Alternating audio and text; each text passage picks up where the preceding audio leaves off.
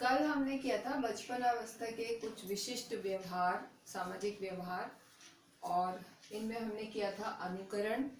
जैसे कि बच्चा 11 से 12 माह की उम्र में बच्चा अनुकरण शुरू कर देता है, और वो अनुकरण जिन जिन लोगों से भी वो प्रभावित होता है उन्हीं का अनुकरण चालू कर देता है। और बच्चों की जो अनुकरण में सबसे पहले वो मुखाकृतियों पर ध्यान देता है, उसके बाद हाव भाव पे ध्यान देता है, और उसके बाद भाषा पे ध्यान देता है। इस तरह से वो धीरे धीरे अपना जो अनुकरण है वो उसमें बारीकी ले आता है। तो जिनको भी देखता है, जिनसे भी वो प्रभावित होता है, उनका वो अनुकरण करता है। फिर है आश्रितता। बच्चों में जब नवजात शिशु होता है वो पूरी तरह से अपने केयर टेकर पे, चाहे वो उसकी मदर हो या फिर कोई और हो, उनके ऊपर पूरा आश्रित रहता है। और उसकी धीरे धीरे उसकी जो मांसपेशियां हैं वो इतनी सक्षम होती हैं कि वो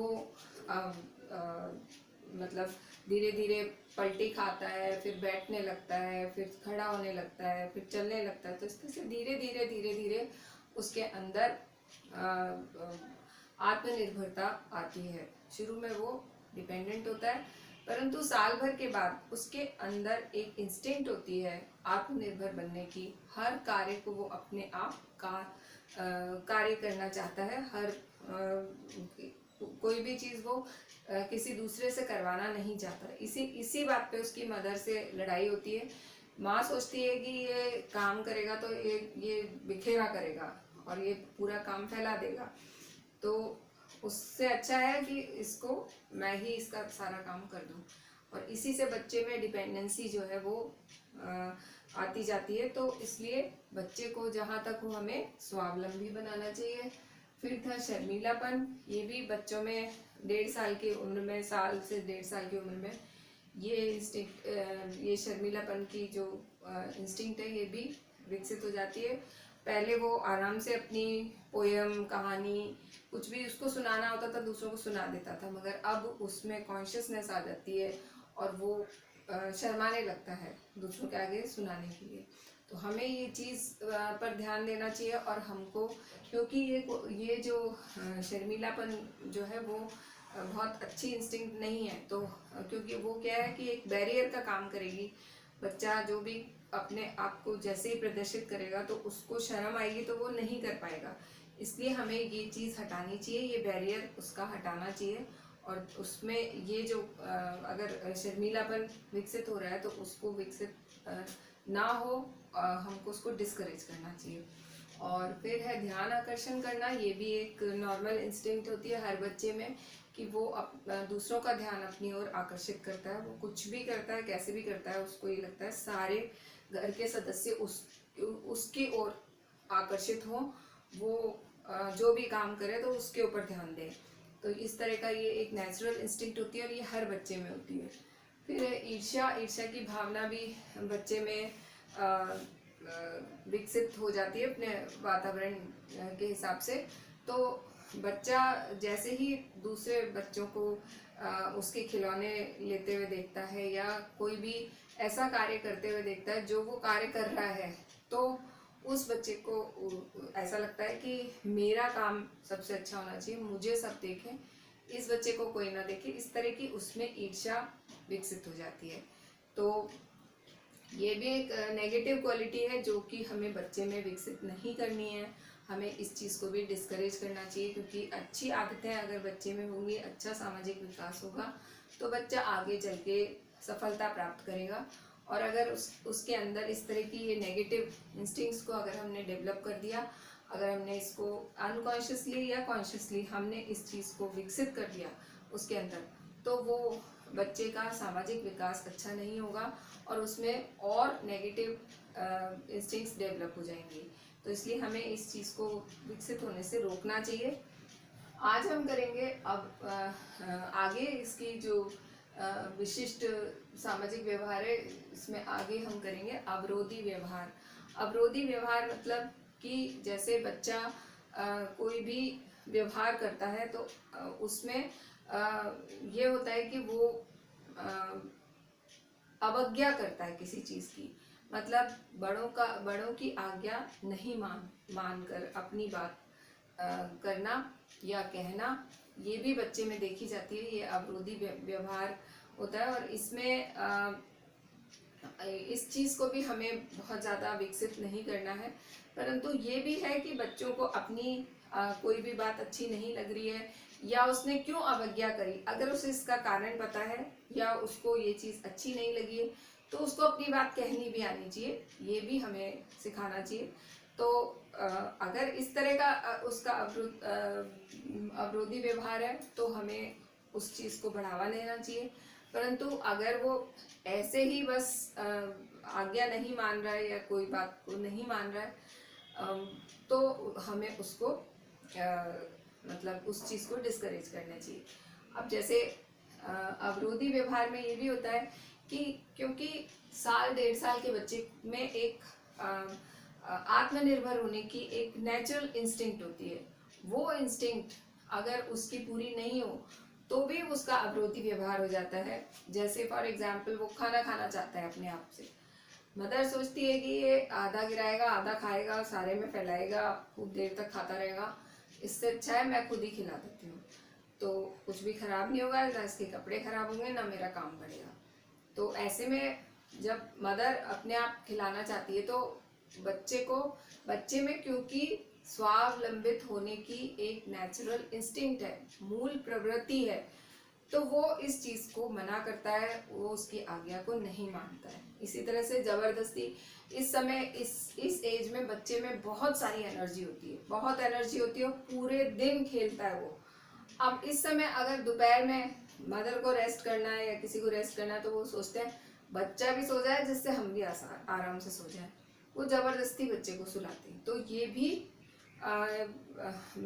बच्चे को नागवार होता है और बच्चा वो आज्ञा नहीं मानता है। तो इस तरह का अगर अवरोधी व्यवहार है तो वो एक नेचुरल है, उसका नेचुरल इंस्टिंक्ट है, तो उसको हमें छेड़ना नहीं चाहिए।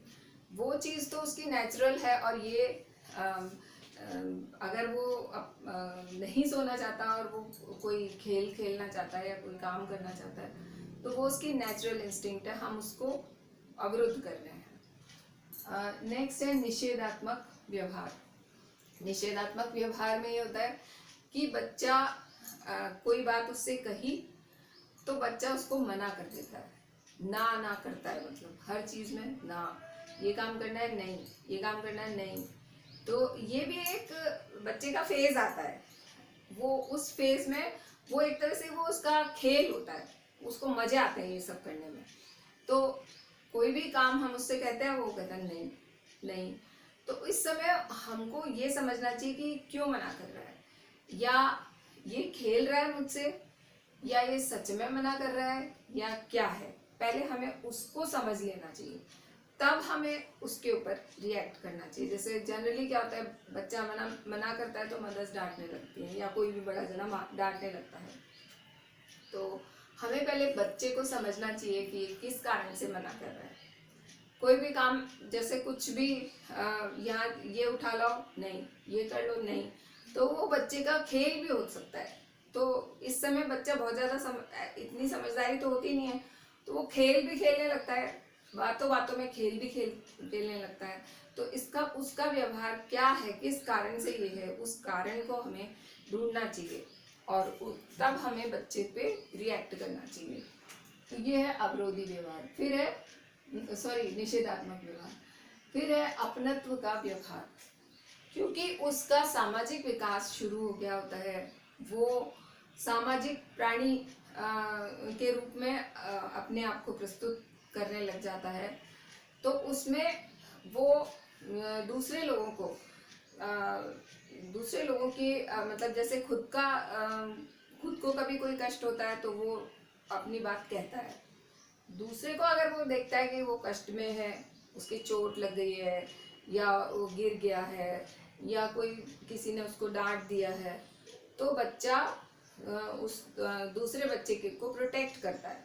ये प्रोटेक्शन उसको कोई किसी ने सिखाया नहीं है, वो अपने आप ही उसके अंदर ये इंस्टिंक्ट होती है और वो उसको प्रोटेक्ट करने की कोशिश करता है। यदि उसके चोट लगी है तो वो जाएगा अगर उसने देखा है कि चोट लगती है तो क्या करते हैं, तो वो सब कुछ सारा सामान, पट्टी है, जो कॉटन है, डिटॉल है, ट्यूब है, वो सब कुछ लेके आएगा। उसको अगर कोई मिलेगा नहीं तो वो खुद ही करने लग जाएगा। तो ये चीज़, ये जो है, ये एक तरह से उसके अंदर ये अपनत्व के व्यवहार की शुरुआत है। तो अपनत्व का व्यवहार भी बच्चे में देखा जाता है। और इसी तरह से किसी बच्चे को उसकी मदर ने डांट दिया, या उसके भाई बहन को किसी ने डांट दिया, पिटाई लगा दी, तो उसको बहुत तेज गुस्सा आता है। कई बार ऐसा भी होता है कि वो जिसने मारा ना उसको पीटने चला जाता है। तो ये क्या है, ये उसके अंदर अपनत्व का व्यवहार है। वो दूसरों को कष्ट में देखता है तो उसको अच्छा नहीं लगता। तो जो उसके अंदर होता है वही बाहर होता है। वो कहीं, मतलब बच्चे तो बनावटी होते ही नहीं है, तो उनकी जो फीलिंग्स है, उन फीलिंग्स को वो एक्सप्रेस करते हैं। और जिनसे भी उनका जुड़ाव है, जिनके साथ भी वो खेलते हैं या समय बिताते हैं, उनसे उसका जुड़ाव हो जाता है, एक बॉन्ड बन जाता है। तो वो जुड़ाव वो दिखाता है, यहाँ पर दर्शाता है। यदि उसका छोटा भाई बहन है, अगर उसको कोई ले जाने लगता है तो वो उसको ले जाने भी नहीं देता। यदि उसको कोई पिटाई लगा देता है या उसको डांटने लगता है तो वो भी उसको पसंद नहीं होता। जो भी नेगेटिव चीज़ें हैं वो चीज़ नहीं कर पाता है, क्योंकि उसके अंदर उसके लिए अपनत्व की भावना है। तो ये अपनत्व की भावना उसके अंदर शुरू से होती है। तो ये सामाजिक विकास जैसे जैसे उसका होता जाता है, वैसे वैसे उसके अपनत्व की भावना भी विकसित होने लग जाती है।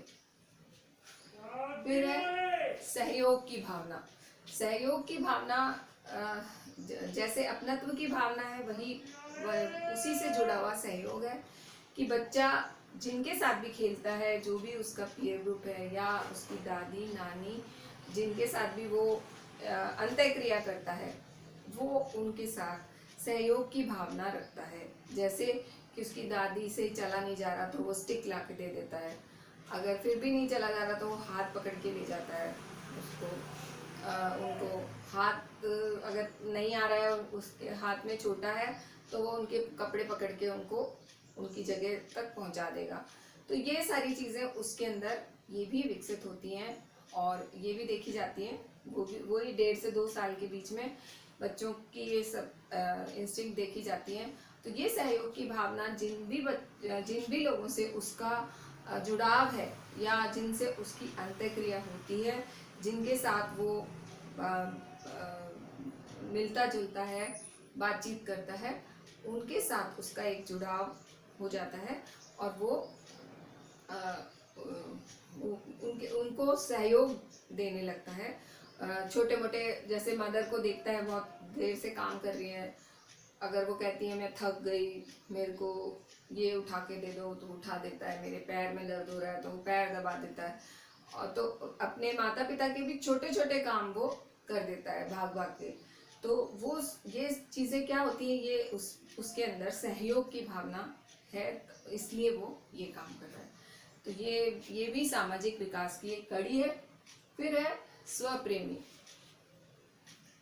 बच्चा क्योंकि आत्म केंद्रित होता है, इस समय वो सबसे पहले अपने, उसको क्या लग रहा है वो ये बता सकता है। वो अपने पॉइंट ऑफ व्यू से, अपने हिसाब से बता सकता है कि मुझे कैसा लग रहा है, मुझे कैसा दिख रहा है। तो वो इसी तरह से बच्चा स्वयं प्रेमी होता है। उसको ये लगता है कि जितने भी लोग हैं वो सब उसके हैं, उनके ऊपर उसका अधिकार है। अगर उसकी माता के पास कोई आ जाता है, उनकी गोदी में बैठ जाता है, उनको हटा देता है। पिता के पास आ जाता है, उसको भी हटा देता है। दादी नानी के पास उनको भी हटा देता है। बाबा दादी मतलब जो भी उसके जितने भी आसपास के जिनसे वो लोग हैं, जिनके वो संपर्क में रहता है, उन सबको वो अपना मानता है। उन सब पे वो अपना अधिकार समझता है। और वो स्वयं प्रेमी होता है, तो उसको ये लगता है कि मुझे प्यार करो, किसी और को प्यार मत करो, मुझे प्यार करो, मैं सबसे इम्पोर्टेंट हूँ।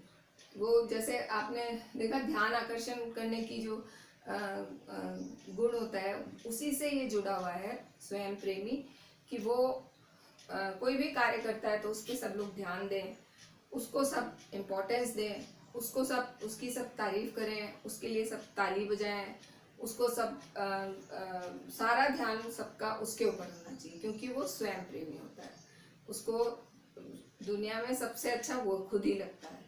तो ये भी एक सामाजिक प्रक्रिया है और सामाजिक विकास की एक पहली स्टेज है, जिसमें बच्चे में सबसे पहले आत्म प्रेम होता है, उसके बाद वो धीरे धीरे दूसरों से भी प्रेम करता है, तो सबसे ज़्यादा वो अपने से ही प्रेम करता है, और दूसरों को भी ये सोचता है कि इन पर मेरा अधिकार है, ये मेरे हैं और इनको मेरा ही ध्यान रखना है। ये सभी लोग पे मेरा अधिकार है और कोई दूसरा इनके ऊपर नहीं आ सकता, इनके पास नहीं आ सकता, क्योंकि मैं आ सकता हूँ, इसलिए दूसरा कोई नहीं आएगा। तो वो स्वयं प्रेमी होता है। तो इस तरह से हमने आज कुछ विशिष्ट सामाजिक व्यवहार किए, जैसे सबसे पहला था अनुकरण, फिर था आश्रितता, फिर था शर्मीलापन, ध्यान आकर्षण, ईर्ष्या, अवरोधी व्यवहार, निषेधात्मक व्यवहार, अपनत्व का व्यवहार, सहयोग और स्वयं प्रेमी। तो इस तरह से हमने आज बालक के विशिष्ट सामाजिक व्यवहार किए, जो कि आपको समझ में आ गए होंगे। Thank you.